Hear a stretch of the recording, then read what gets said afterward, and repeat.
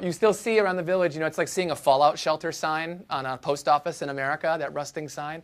You still see, long live the Communist Party and learn from Dajai, the commune. But you're right, this is what we see in our village now. There's an advertisement now for the rice company as you go in with its slogan, for its road, with its light posts and so forth. And that is something people said in Beijing also. People say, whose city is this? Is this our city or not? Do we get to make decisions about how the city's going to look, how we can live, and those things? Countryside now, I'm hearing the same thing. Can we make the decision or not? It's one thing, and I should say this is absolutely generational. Younger people in Wasteland are more than happy to get off the land, to lease that land to the company, go to the city to work. In many ways, the city is coming to them, right? There are no 4-H clubs in China. Children are not taught how to plant rice or harvest rice anymore. The parents don't want them doing that work in the first place. But the older generation feels like we've lived through this. We've experienced the communes. We've experienced the household responsibility contract system. We remember ladders.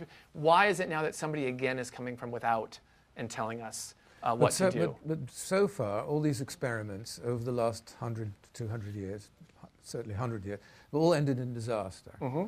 The Cultural Revolution, the industrialization under the Japanese. Environmental pollution we've seen in cities. Will this end in a disaster? Like Joe and Lai says about the French Revolution, maybe it's too soon to tell. Yeah, which apparently he didn't mean. He didn't really say he that. Didn't. No, he said something like that, but he didn't mean the French Revolution. He meant 1968. May really? 1960. Oh, that revolution? Yeah.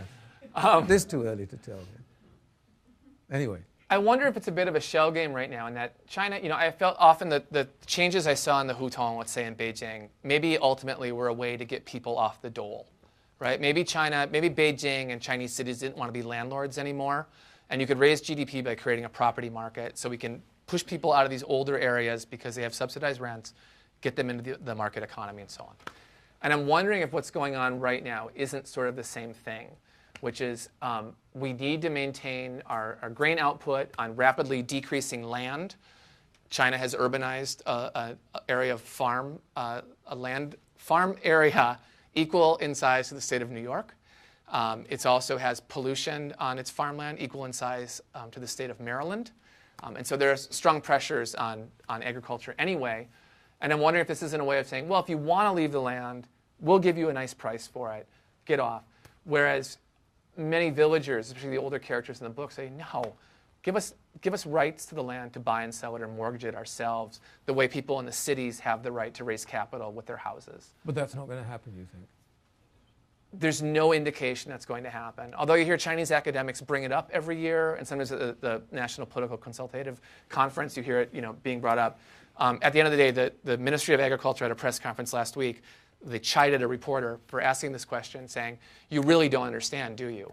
If you read the Constitution, it's quite clear. All land in China belongs to the state. And to do otherwise, even in a pilot program, would be to violate the Constitution.